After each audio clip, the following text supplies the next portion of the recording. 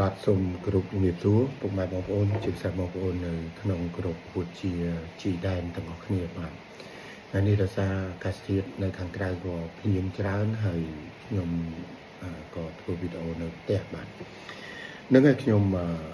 អេពីសូតទី1នេះខ្ញុំចង់ចែករំលែកអំពីចំណេះដឹងទូទៅនៃការរស់នៅបាទ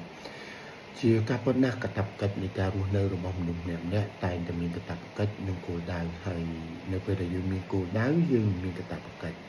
ហើយនៅពេលដែលបំពេញកាតព្វកិច្ចហ្នឹងវាតែងតែមានដំណើរការនៃការធ្វើការបាទអញ្ចឹងដំណើរការធ្វើការខ្ញុំចែកចេញជាពីរចំណុចទី1គឺខ្ញុំចង់ឲ្យបងប្អូនគឺចាប់ផ្ដើមរៀនថាអ្វីដែលជាកាតព្វកិច្ចយើងត្រូវធ្វើការអញ្ចឹងមានទី1គឺផ្ទាល់ខ្លួនហើយនឹងទី2គឺការងារផ្ទាល់ខ្លួននេះមិនគឺតកតងទៅជាមួយនឹងការរស់នៅក្រៅពីព្រឹកដើម្បីយកទម្លាប់ល្អរបស់យើងហើយបន្ទាប់មកទៀត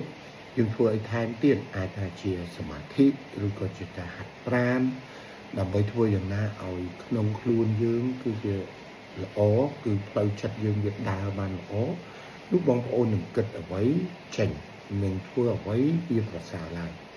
អញ្ចឹងបានខ្ញុំចង់ឲ្យថាសុខភាពផ្លូវកាយយើងឲ្យបានមាំមួនឲ្យរឹងប៉ឹង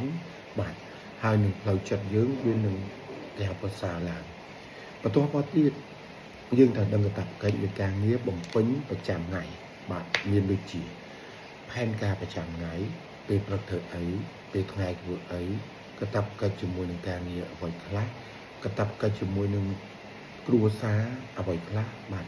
ហើយកាតព្វកិច្ចនៃការសង្គមមិនខ្លះបាទអញ្ចឹងវាមាន3 4កាតព្វកិច្ចដែលយើងត្រូវធ្វើវាជាប្រចាំបាទអញ្ចឹងខ្ញុំសូមឲ្យចែកម្លែកជាខ្លីៗនេះអញ្ចឹងត្រូវដឹងថាកាតព្វកិច្ចប្រចាំថ្ងៃអ្វីខ្លះសិនហើយបន្ទាប់មកខ្ញុំនឹងចែករំលែកមួយផ្សេងទៀតបាទអញ្ចឹងបងប្អូនណាជំហានទី1ត្រូវដឹងកាតព្វកិច្ចក្រៅពីព្រឹកបាទខ្ញុំសូមត្រឡប់មកវិញក្រៅពីព្រឹកបន្ទាប់មកញ៉ាំទឹកក្តៅអ៊ុន